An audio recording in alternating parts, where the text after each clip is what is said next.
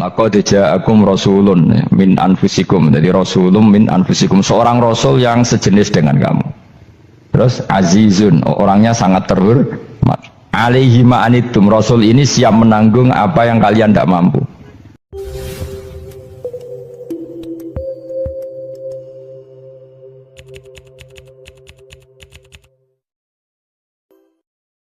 Makanya saya diantara sholawat yang senang itu sholawatnya Habib Ali Al-Habsyi yang ngarang Simtudur. Kalau beliau baca sholawat itu sholatan yattasilu biha ruhul musolli alaihi bi fayam basitu fi qalbi sirru nuri ta'alluqi bi wa hubbi wa yuktabu biha bi inayatillahi ta'ala fi hisbi. Jadi dia baca sholawat itu, ya Allah berikan sholawat kepada kekasihmu Muhammad.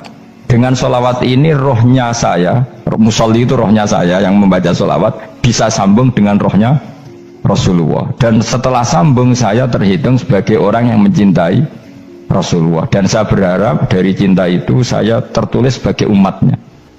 Nah, aku kan enggak mau sholawat itu mau saya termasuk orang yang enggak saya loh ya. Tapi ya tetap baik dibanding nganggo primbon ya satu sholawatan ya.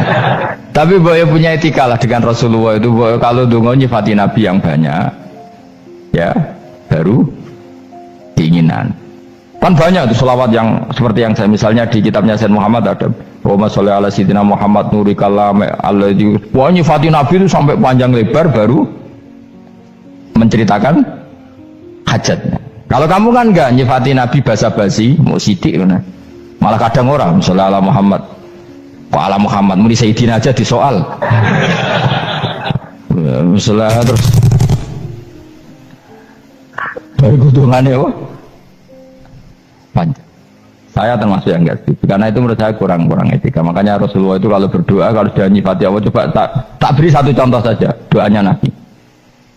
Alhamdulillah hamdan yuwafi ni'amahu wa yukafi'u mazidah ya rabbana lakal hamdu kama yanbaghi li jalali wajhika 'azimi sultanik la nuhsi sana'an 'alaika anta kama asnaita 'ala nafsik. Itu sudah berapa itu nyifatin itu belum doanya tuh.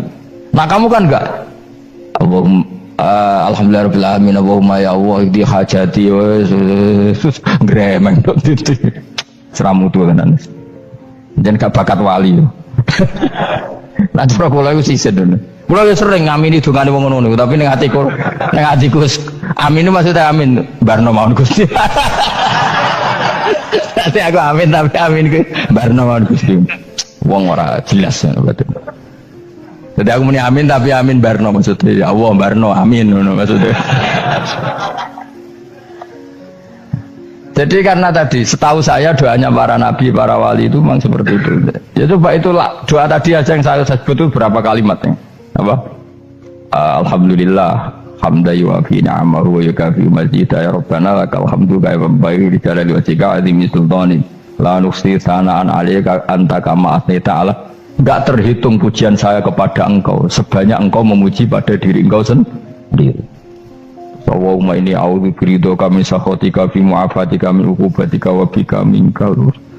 Allahumma sholli bi haqqi jabarutika wa bi khawsika. Kan panjang sekali doanya wali-wali itu, tapi semuanya mensifati Allah. Bahkan banyak yang kemudian lupa enggak doa. Coba haji, doa haji itu coba. Labbaik Allahumma labbaik la syarika lak innal hamda wa ni'mata laka wal mulka la syarika lak. Wa ni'mat itu kan labbaik saya siap melaksanakan perintahmu ya Allah sa'dik. Engkau yang punya pujian, engkau la syarika lak lakal. Itu malah enggak ada, jarang malah ada doanya. Itu kalimatnya talbiyah semua. Allahumma antal azil akram itu sudah seperti itu. Karena tadi al mu'min yashghaluhu sana 'ala Allah min ayyakuna li nafsihi dzakiran. Mukmin sejati adalah sibuk memuja Allah sampai lupa jatah dirinya sendiri. Nah, kowe kan gak mujine Allah basa-basi, dongane tenan. Itu jadi makhluk aneh gitu. Jadi hubungan mbek pangeran itu wong aneh. Ya tapi jangan bakat wali semuanya ikut dadine semuanya ikut. Ya tok ngono kok mari wali kakean malah gak elit. Jadi tapi saya mohon itu di sholawat itu usahakan jumlah paling enggak jumlah sholawatnya banyak, doanya sedikit. Paling enggak misalnya kamu tidak punya kalimat yang apa baik ya mau sholawat ping 100 itu gak ada salah biar guling-gilingan kita menyebut kekasihnya Allah lebih banyak ketimbang kita menyebut hajat kita diri ya gitulah, paling tidak punya etika seperti itu ya. Kalau kamu nggak punya sewot-sewot sing keren, bacalah sholawat berapa? 100 terus cerita awam Gusti utang kula kathah. Mungkin raja wis roh ngono sae. Tapi kan kita menyebut kekasihnya sampai 100, nyebut utang bisa. No cowok nyebut kekasih bisa, nyebut utangnya 1. Berarti yang kemudian ditakoki pangeran, kowe nyebut kekasihku piro pisan, nyebut utang 100, dasar rayu utang ngono-ngono. Ya ada, saya termasuk orang yang nggak setuju tadi. Jadi kalau redaksi sholawat cari yang mujinya Nabi lebih lebih banyak, karena itu nanti lebih diridhoi Allah Taala. Coba Allah sendiri kalau nyebut nabinya itu, hitung saja. Laqad ja'akum rasulun min anfusikum. Jadi rasulun min anfusikum, seorang rasul yang sejenis dengan kamu. Terus azizun, orangnya sangat terhormat. Alaihi ma'anitum, rasul ini siap menanggung apa yang kalian tidak mampu. Kowe ra bakat mlebu swarga baru kaya syafaate Nabi akhirnya mlebu swarga. Kowe ra kelar korban, Nabi tahu mengorbankan kita semua. Dokha Rasulullah bikab syai'ini, terus hada an ahli wa hada amman lam yutokhi min mati. Ini alihima anittum, Nabi menanggung apa yang kalian berat. Azizun, Nabi itu ali, terus harisun alaikum, Nabi sangat berkomitmen menyelamatkan kalian. Haris itu keinginan yang berlebihan, itu jenis apa? Haris, kayak kuno namanya nih ngungseng, keinginan yang over. Nabi itu sangat berkeinginan kita ini maslahat. Terus bil mu'minina raufur, Allah yang dat yang super saja kalau nyebut nabinya nyifati sebanyak itu. Ada ayat lagi misalnya, Rabbana wab'ats fihim rasulam minhum yatlu alaihim ayatika. Muhammad itu siapa? Seorang rasul yang membacakan ayat-ayat Allah. Wa yu'allimuhum, seorang rasul yang mengajari mereka alkitab wal hikmah. Wa yuzakkihim, seorang rasul yang membersihkan akhlak-akhlak kita. Jadi artinya Allah punya tradisi kalau nyifati rasul itu banyak. Juga nyifati orang-orang sekeliling Rasul. Makanya menurut saya madhab Syiah itu enggak pas. Karena Allah kalau nyifati Rasulullah itu jika nyifati orang-orang di sekeliling Rasulullah, dan itu dengan pujian. Yaitu Muhammadur Rasulullah walladzina ma'ahu asyidda walal kufar ruhama'u bainahum tarahum ruk'an sujada yabtawuna fadlan minallahi warid wa nasimahum fi wujuhim min atharis sujud. Itu kan panjang sekali. Dan orang-orang sekeliling Muhammad adalah begini. Kayak apa Allah muji para ashabu Rasulillah? Masa kita ikut kelompok yang menghina ashabnya Rasulillah? Makanya kita tetap madzhab ahli sunnah wal jamaah, yaitu mencintai semua sahabat. Karena Allah saja yang Tuhan mensifatinya dengan sehormat itu. Mensifati ashabu Rasulillah. Disifati orang-orang yang saling kasih sayang sama orang mukmin. Tarahum ruka'an, sujud dan komitmen hidupnya untuk rukuk dan sujud. Simahum fi wujuhim min asari sujud. Sudah asari sujud tidak usah diterjemah, nanti sensitif. Cuma setahu saya asar sujud itu nanti setelah di akhirat orang sering sujud itu jabahnya itu ada nurnya. Tapi kalau ada yang nafsirkan asari sujud itu warna tertentu ya semboy, itu sensitif. Yang jelas asari sujud itu ya sudah seperti itu. Seneng kamu kok hasut. Kowe nyen provokator, nak ono apa ya? Ada hal yang begitu terus mau berlebihan. Teke ya kisimun. Aku ora ada kepentingan pokoknya ayat si mahum fi wujuhim min athari sujud, bahwa dalam jabahnya itu ada asaris sujud. Itu masyhur kan, saya terangkan ya, tapi gue jauh sensitif loh, biasa wae. Suatu saat Rasulullah itu ngendikan begini, nanti saya kata Nabi akan nyafaati kalian semua. Sahabat-sahabat tanya, ya Rasulullah dengan sekian miliar orang bagaimana kamu mengenali kita? Saya ulang lagi, suatu saat saya nanti akan nyafaati kalian karena saya kenal kalian. Maksudnya di akhirat. Ya Allah, di akhirat. Terus sahabat tanya, ya Rasulullah bagaimana engkau mengenali kita sementara nanti di akhirat bermiliar-miliar orang gitu. Terus Nabi ngendikan gini, jika kamu punya unta dengan tanda tertentu, saya ulang lagi, jika kamu punya unta punya tanda tertentu, dalam jidatnya ada begini, dalam tangannya ada gini, dalam kakinya ada gini, maka apa kamu bisa membedakan untamu dengan unta orang lain? Ya bisa ya Rasulullah, karena unta kita khas. Misalnya kaki depannya ada putihnya, kaki belakangnya ada putihnya, dalam baduknya ada putihnya. Kata Nabi, inna ummati yud'auna yaumal qiyamati hurran muhajjalin min asaril wudu. Nanti umatku nanti wajahnya juga bersinar, tangan kakinya juga bersinar. Jadi asar itu saya pastikan secara riwayat itu akhirat, maksudnya tentang akhirat. Tapi bahwa yang di dunia ada yang memulai asar itu nggih monggo mawon. Loh itu bagus kan, artinya ekspresi percepatan. Tidak apa-apa loh, daripada kok kowe ora jelas ini gitu. Maksudnya ya orang ngetok kowe pancen jarang sujud tenan. Wes ora usah sensitif, tapi yang jelas ya nanti. Ya sampean kiamat ruang samu. Nanti hisab itu nanti kalau hitung hanya sekitar 3 jam. Hisabnya sak dunia itu hanya sekitar, karena malaikat itu tidak kesulitan sama sekali. Tak warai ya, ini nggak akan salah saya dalam hal ini karena riwayatnya sahihah. Kenapa hisab itu hanya butuh rubu'un nahar, 1/4 dari siang? Enggak, anggap saja siang itu 6 jam atau 12 jam, itu aja terserah. Kalau 12 paruhnya kan 6 ya, seperti 1/4-nya berarti 3. Itu gini, jadi nanti di mahsyar itu kan yauma tabyaddu wujuh wa taswaddu wujuh. Yaudah yang kafir itu gelap, hilang, wajahnya, tubuhnya semuanya gelap. Yang mukmin itu semuanya terang. Jadi sudah yang tabyaddu wujuh wa taswaddu wujuh otomatis terus nyingkap. Terus pergerakannya itu delala yang tabyaddu wujuh itu ke kanan, yang taswaddu wujuh ke kiri. Maka kamu jangan punya sinar yang kelap-kelip, nanti kena bego yang karena gak jelas lagi. Maka kamu harus sinarnya yang sejelas-jelasnya, hurran muhajjalin min asaril. Bila perlu nur kamu sampai menembus langit saat itu. Makanya ketika orang mukmin sudah nurnya ada di muka, ada di tangan, masih ngendikan Rabbana atmim lana nurona, karena takut masih kena bego tadi. Karena kalau hanya wudu tok, sikil tok kan, bayangkan di miliaran orang kan bisa agak kelihatan. Tapi kalau nurnya sampai nembus langit kan, itu siapa kok nurnya sampai, kan malaikat langsung tahu. Lane hafal Quran alim kan insya Allah nurnya itu. Sama zaman itu masih berdoa, Rabbana atmim lana, sempurnakan nur kami. Karena nanti identifikasi malaikat berdasar tadi, kalau ada nur berarti diletakkan ashabal yamin, kalau nggak ada nur ashabal shimal. Nah malaikat yang dibawa bigo itu kira-kira detail nggak? Dugaan saya kalau kelap-kelip pasti kena simal. Wah ini partai kiri, kan? Pemenang yang wudhunya mau dulet sirah tok sidik. Karena anak madhab Syafi'i. Sebetulnya meskipun itu sah, sebaiknya kalau basuh sirah itu kabeh ben ora kelap. Mana aneh pepes terus dulat-dulet tok. Mau itu sebenarnya ya kelap-kelip.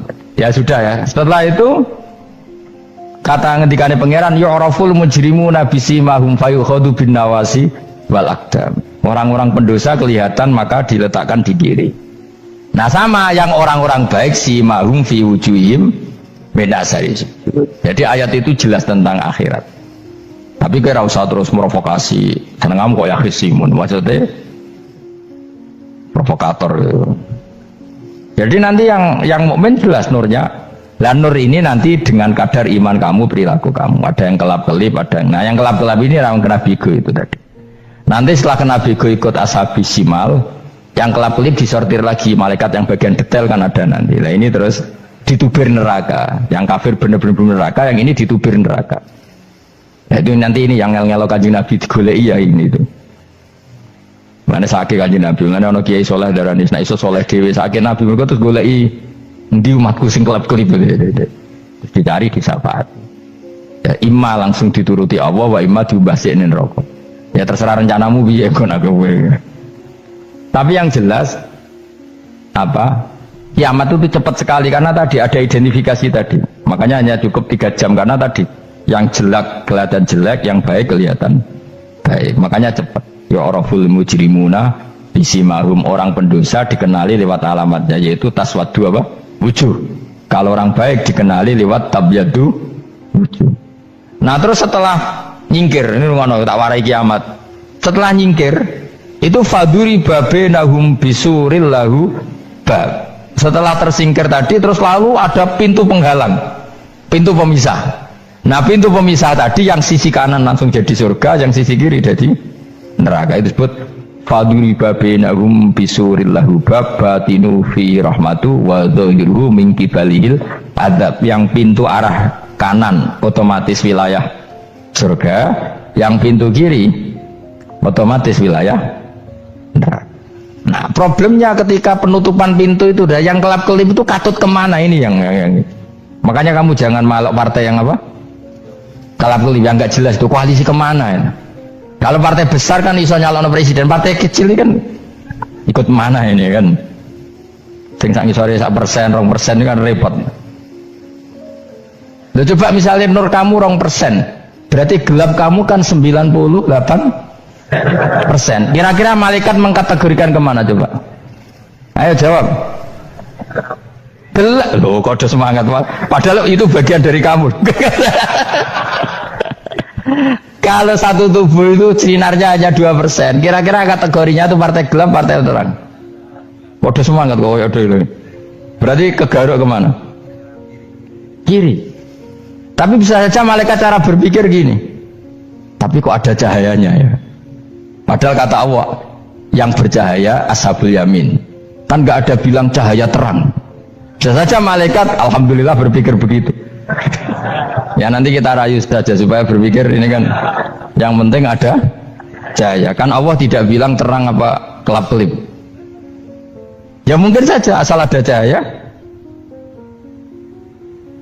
dikategorikan lahu nur, punya apa? Nur. Tapi yang jelas saat itu pun yang sudah punya cahaya masih berdoa Rabbana atsmim lana nurona, ya Allah saya mohon sekali nur-nur kami sempurna. Jadi ini saya bantu teman-teman yang hafid-hafid supaya tahu maknanya ya. Dan yang nggak hafid ya dengar ya. Kalau nur itu penting. Makanya Nabi itu kayak apa? Nabi itu orang super. Itu kalau ngendikan wa maj'al min fawqi nuran wa min tahti nuran wa an yamini nuran wa an simali nuran, sampai terakhir Nabi masih mendoa untuk dirinya waj'al li nuran, dan semua tubuh saya jadi nur. Saya Nabi sudah gitu. Ya Allah jadikan sisi depanku nur, belakang kami nur, kanan nur, kiri nur, terakhir itu apa? Waj'alni nuron, dan doa semoga semua tubuh saya jadi. Itu termasuk doa yang sering saya baca. Karena saya takut kelap-kelip tadi, ini bahaya ini kalau malaikat. Saya tidak tahu cara berpikir malaikat tadi. Apa ngitung 98% maka dikategorikan apa? Gelap, apa dihitung nurnya saja? Wong instruksinya Allah kan yang ada nur ashabul yamin. Meskipun kelap-kelip kan punya nur. Saya tidak tahu nanti ikut 2% ikut mana kalau di partai koalisi itu? Ikut yang menang biasanya, ikut yang apa? Ya paham ya, makanya saya mohon kalau wudhu itu usahakan sempurna, terutama wudhu sholat. Kalau nggak wudhu sholat itu sebaiknya nggak sempurna, supaya ada bedanya wudhu sholat sama wudhu tidak sholat. Rasulullah itu masyhur gitu ya. Rasulullah itu kadang tawaddu'a wudhu'an khafifan, wudhu yang sederhana, yaitu hanya sekali-sekali dan tidak sempurna. Ketika ditanya as-sholat ya Rasulullah, tidak. Misalnya saya habis makan mau tidur biasanya ya wudhu, tapi tentu tidak perlu sesempurna kayak wudhu sholat, biar ada bedanya. Rasulullah juga gitu, beberapa kali beliau wudhu tapi tidak sesempurna wudhunya untuk sholat. Masyhur itu di riwayat tawaddu'a wudhu'an khafifan duna wudhu'ihi lis sholat. Tapi kalau wudhu untuk sholat asbaghal wudhu, menyempurnakan wudhu. Jadi supaya ada bedanya wudhu sholat dan wudhu tidak. Saya ini gak wong sore ngaji podo kabeh. Abu Bakar ya gitu, ono wong poso sunat kok nyediakno buka, dimarahin. Istrinya pernah nyediakan buka beliau untuk puasa sunat. Itu embernya dipecahi Abu Bakar. Ditanya, kenapa gitu? Apakah kamu akan menyaingi Ramadan? Jadi gak boleh memperlakukan puasa sunat kayak Ramadan. Ya biasa saja kalau puasa sunat kok wah buka kolak apa. Ramadannya ya iri tuh, ini gimana kok saya disaingi ini. Jadi kabeh itu ada proporsinya, ada apa?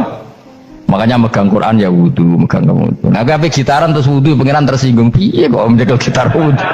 Jadi nggak boleh kebaikan disaingi itu juga nggak boleh. Bapak gue sergap wudhu sampai nyekel gitar. Untuk Quran tersinggung, wah semen ibu gak semen kan. Malaikat panitia kan ya tersinggung. Kabeh itu kan ada proporsinya, apa? Ada proporsi. Itu hebatnya Rasulullah. Jadi kalau beliau wudhu, bahkan wudhu itu wudhu li sholat sama tidak sholat itu, misalnya sholat sunat itu kamu mampu ngadeg boleh nggak duduk? Boleh. Kalau sholat fardu nggak boleh, biar ada bedanya. Fardu itu spesial, nggak boleh harus berdiri. Kalau sunat pun harus berdiri. Fardu tersinggung. Iya sunat kok nyaingi aku kan gitu kayak. Ya makanya sholat fardu wajib berdiri ya. Sholat sunat boleh duduk meskipun mampu loh ya. Nggak boleh sama. Sholat sunat pun harus berdiri. Berarti ada sunat menyaingi fardu. Ya jelas ya. Jadi aturan main itu harus jelas. Nggak boleh. Makanya Abu Bakar itu nggak mau kalau ada orang puasa sunat kemudian apa? Abdullah bin Mas'ud lebih parah. Dia itu tukang nyuwepeng orang yang selalu sholat duha. Makanya saya itu duha itu jarang karena takut kena sweepingnya siapa? Abdullah bin Mas'ud. Itu ada orang khusyuk tiap hari duha di sweeping sama dia. Apakah kamu menjadikan sholat ini jadi fardu? Kok mbok lakoni bedino? Awas nang mbok lakoni bedino. Daerah akhir duha dilakoni bedino. Perkara ini butuh duit. Itu kalau zaman Abdullah bin Mas'ud kena sweeping apa? Karena berarti menandingi fardu. Yes, ora usah anut ilmu ku bahaya itu di sensitif. Cuma ini kan ilmu tetap tak utarakan. Biar kamu tahu, nggak boleh fardu disaingi itu nggak. Coba kan banyak ketentuannya tadi. Contoh paling gampang itu apa? Kalau sholat fardu boleh, nggak boleh apa? Duduk. Sholat sunat boleh duduk. Sholat sunat boleh di kendaraan sesuai jalannya kendaraan. Ainama tawajjahat bi rohilatu. Kalau sholat fardu, kalau kamu naik unta harus turun untuk memastikan di kiblat. Jadi banyak sholat sunat kamu dalam keadaan najis sudah tidak boleh dilakukan. Kalau sholat fardu, karena saking pentingnya fardu meskipun dalam keadaan najis tidak menemukan alat sesuci harus tetap sholat. Jadinya sholat dihormatil waktu karena nggak boleh fardu ditinggalkan. Meskipun nanti harus iadah, karena nggak boleh mengalahkan fardu meskipun itu oleh najis. Jadi misalnya kamu pergi hanya bawa satu celana, kemudian di terminal atau apa kena najis, kena uyah sampean misalnya, kamu harus tetap wudu dan sholat karena nggak boleh fardu ditinggalkan meskipun nanti harus iadah karena sholat kamu tidak sempurna. Dalam keadaan celana kamu najis boleh nggak sholat sunat?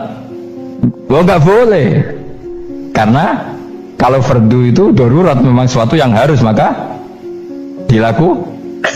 Tapi kalau kamu dalam keadaan nggak suci nggak boleh melakukan sholat apa? Sunat. Karena fardu itu spesial apa? Spesial. Bon kula terusno. Wamtazil yauma ayyuhal mujrimun. Ya, jadi orang mujrimun harus terpisah dari orang apa? Mukmin. Dan yang keharusan itu ketika di surga. Tapi kalau di dunia ya boleh muamalah boleh. Ya muamalah yang halal maksudnya.